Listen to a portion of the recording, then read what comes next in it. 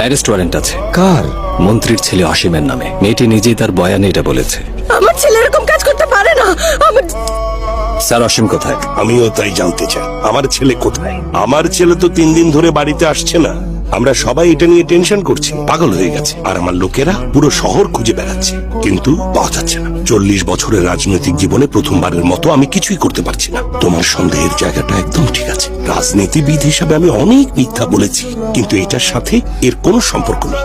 2 দিন আগে আমাকে মন্ত্রী জানিয়েছিলেন কাউকে কিছু না জানিয়েই আমি যেন ব্যক্তিগতভাবে ওনার ছেলেকে খুঁজে দিই। আনঅফিসিয়ালি বিষয়টা ডিল করছে। স্যার, আপনি ওকে এভাবে খুঁজে পাবেন না। কমপ্লেন করতে বলছো, আর তোমরা তখন প্রেস আর মিডিয়াকে তা জানাতে পারো। আর শহরের কোনে কোনে পোস্টার লাগিয়ে দেবে, তাই তো? যাই করো, আমার ছেলেকে চাই। স্যার, আপনি জানেন আমি ওকে পেলে কি করতে পারি? কি করতে পারবে? অ্যারেস্ট করতে পারবে, আদালতে নিয়ে যাবে, জেলে নিয়ে যাবে।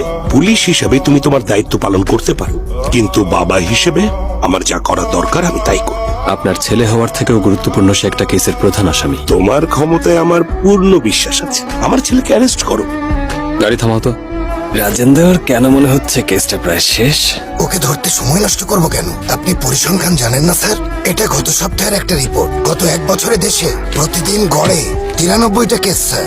রাজির মতো 4 জন মেয়ে, এসব দেখলে ভয় লাগে স্যার। যদি কিছু মামলারও বিচার হতো, কতজন মেয়ের সাথে ন্যায় হতো স্যার? গ্রাম্য বিচারে কিছুই হয় না। যদি 4 জনের নামে